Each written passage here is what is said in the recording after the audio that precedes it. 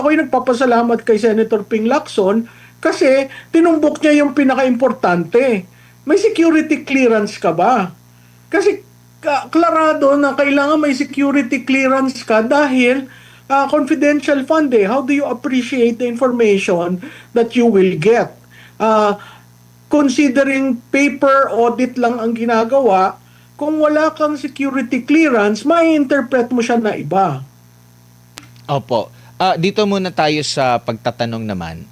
Kasi ang puna ng iba, masyadong hype itong si Attorney Kapunan. Well, matagal na siya. Matagal na siyang naging personality compare kay Attorney Powa. Kinumpara siya kay Attorney Powa na sinasabing mabait masyado si Attorney Powa. Kasi kung pagbabatayan natin yung mga abogado ng depensa, ng prosecution, nakikita natin yung kanilang mga personalidad po. Prof, no? Yung sa mga una. Meron ba nakita kayong advantage o disadvantages? Parang nakasama ba ito sa prosecutor na masyadong hype kumpara dito sa mabait na klase ng abogado pero matinik din na klase lalo na dun sa mga pagtatanong po, Prof? Admar, maganda yung tanong mo, no? Siguro puntahan natin bakit ang pinili ni Vice Presidente ang mga bata, no? Compared dun sa private prosecutors na talagang mga veterano, no? Makikita mo dun sa grupo ng defense, makikita mo yung ibang atake nila, hindi traditional, no? Pero makikita mo on their own, kulang siguro sila ng number of years of experience, pero hindi mo maisasatabi yung academic accomplishment at saka yung number of years rin sa trial work, no? So, maganda yung balanse. Siguro mas technical dahil talagang pinupuntohan niya isa bawat pahina, bawat assertions, bawat stipulations, talagang tinitingnan nila. Kasi nga, again, nung nagsimula tayo, di ba ang sinasabi, ang burden of proof nasa prosecution, hindi nasa defense. At makikita mo, kaya sila marahil ganun ka-technical. Maganda na rin yung ginawa na pagpapaliwanag after every trial date para maintindihan ng taong bayan. Yun nga lang, masyado pa rin technical. Yung kay Attorney Kapunan, talagang showboat. Talagang yung mga side comments niya, usually yun ang nako-cover, 'di ba? Yung sinabi niyang gusto niyang umupo, yung gusto niyang umuwi na dahil manunood pa siya ng isang what do you call this? Isang Palabas sa show. sine. Oh. Oo, 'di ba? At saka yung isang sinabi niya na scam.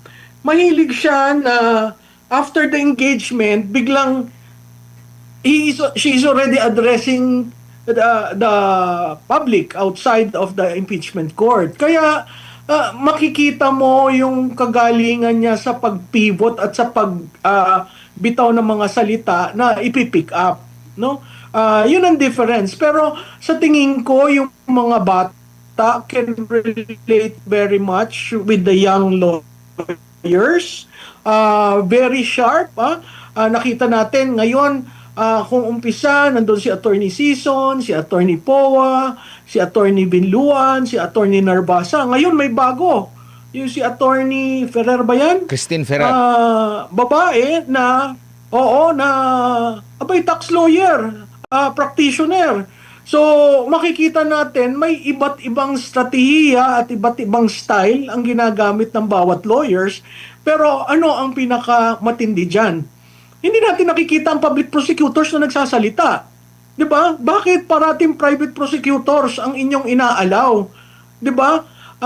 Yun yung sa akin. Kasi wala namang civil case yaan. Hindi naman impeachment yan. So, bakit sumasali at binibigyan ng malaking spotlight ang private prosecutors? Dahil hindi ba kaya ng public prosecutors to engage?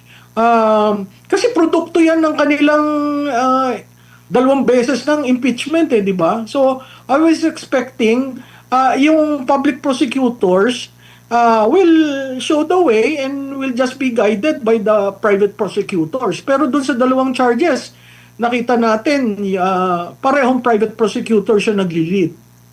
Opo. Siguro strategy ba na nakikita nyo po sa panig ng prosekusyon na gamitin nila itong mga kilala o di kay matagal na naging personalidad sa kanilang larangan, mga laging nakikita sa balita, lalo na yung mga kritiko na kay Vice President Sara Duterte para ma-intimidate ba ang kalaban at may nakita ba kayong katiting na na-intimidate yung depensa dito, Prof? Alam mo, sa tingin ko may certain degree of intimidation kasi mga bata nga, di ba? Nenervyos din yan, hindi sanay. Pero in fairness, the young lawyers of the Vice President are putting up such a good defense. Kasi they do not allow any inch na hindi kino-contest yung sinasabi ng prosecution.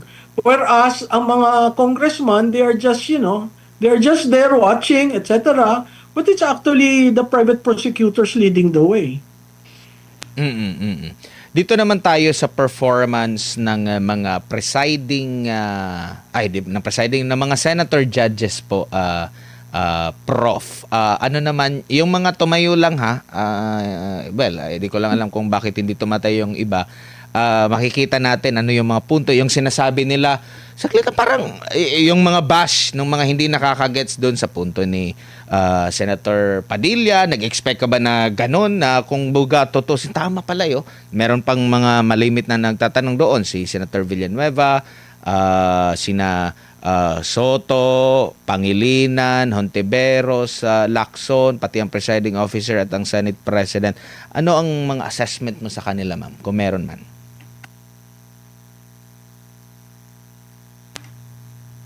Prof? Klarado. Sige po. Klarado na may linyahan na. Hello? Go ahead po, Prof. Medyo na ano lang yating. Klarado. Naririnig niyo ako? Go ahead po. Malinaw na po. Klarado na may linyahan na. Kung titingnan mo yung pagtatanong ni Senator Hontiveros, Senator Kiko Pangilinan, Senator Bam Aquino, klarado yung linyahan versus si Senator Padilla, si Senator Marcos, di ba?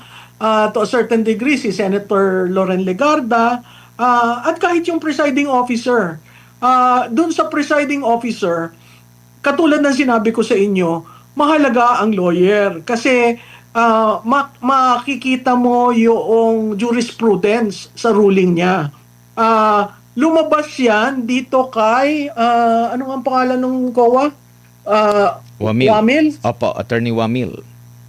Roderick Wamil. Ano? Oo. Yung si Attorney Wamil, 'di ba siya yung huling nagtanong? At site ng Article 81 ba noong joint memo na sinasabi doon na yung paano mo ititreat ang notice of disallowance at saka yung, I'm trying to reach sa notes ko, hindi ko matandaan yung sinabi niya na, I'm sorry. 8.3 ng Joint Memo Circular tungkol dun sa AOM, tungkol sa notice of suspension, notice of disallowance. Makikita mo sunod na tinanong ni presiding officer at talagang interpretation lang niya. In fact sinite pa yung natatandaan niyo yung jurisprudence ng 1 versus 1, no? So klarado na on the ball naman si presiding officer. Yun nga lang, sometimes may tendency siya to be lenient, not to call, not to make a ruling na out of order. Siguro mas ine-extend niya yung respect doon sa mga katulad ni Attorney Kapunan, no? Doon sa pagtatanong naman, makikita mo si Senator Marcos pointed ang tanong niya. Si Senator Hindi ko maintindihan bakit ganun na lamang ang asar ng iba kay Senator Padilla when in fact in two instances talagang spot on. Yun yung tinanong niya na meron ka bang nakitang anomalya?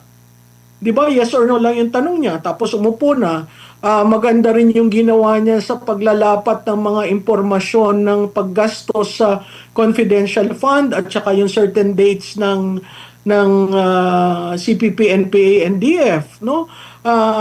So makikita mo iba ang takbo ng isip ng isang Robin Padilla, ng isang Amy Marcos, and for that matter, yung si Pangilinan, Hontiveros, and Aquino. So, yung iba hindi pa natin nakikita kung saan sila pumapanig, pero nagulat ako dun sa tinanong ni Senator J.B. Estrada na point blank rin tinanong niya, meron ka bang nakita na kahit isang kusing na kumita ang vice presidente? So pointed, despite all the interpretation by Attorney Wamil, yun lang naman ang tatanungin mo, kumita ba siya? Nambulsa ba siya? Nawala ba ang pera? Ang lumalabas dun sa testimony, kulang ng mga dokumento, kaya nagkakaroon sila ng notice of suspension, notice of disallowance, pero hindi naman final yon. Kaya nga, mali yung sinabi ni Attorney Wamil na may prima facie evidence. Still, it is not a final thing because the final will be coming from the Supreme Court once the Vice President elevates the ruling of COA. And dito sa mga ano na ito, doon sa maraming na question doon sa grave threat. Dito na naman sa Article 1. Anong ine-expect nyo naman po sa same na taga-COA rin, COA ICFAO, na magte-testimonya na unsya mi siya kahapon sa Lunes, possible po Prof, magiging same pa rin ba yung mangyayari dyan? May bigat pa ba? Consider na ito yung nangyari? Alam mo, tama dun si Attorney Ferrer eh.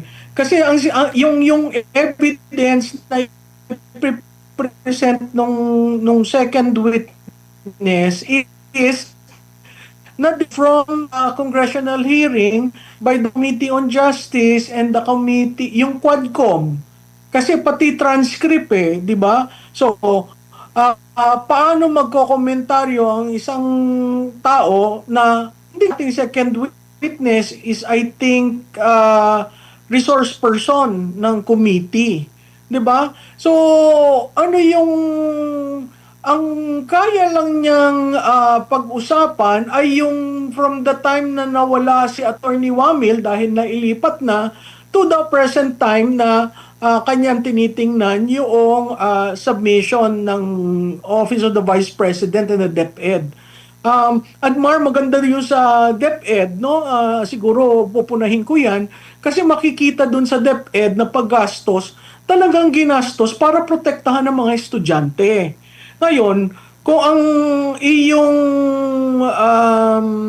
eskwelahan, kung saan ang anak mo nag-aaral ay hotbed ng recruitment, whether that is recruitment for the left, recruitment to sell drugs, recruitment for sex trafficking, harassment, terrorism, di ba? Gusto niya maging protektado ang mga eskwelahan.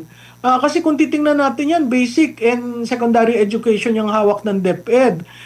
Hindi ba mahalaga yung paggamit niya ng congressional, ng CF, confidential fund, para protektahan ng mga estudyante? Dapat ikatuwa ng mga parents yan. At maganda rin yung sinagot na wala silang nakikita na binulsa ng Vice Presidente. So, nasaan yung smoking gun? Second charge na to, wala tayong makitang smoking gun when it comes to both the conditional threat at saka itong confidential fund.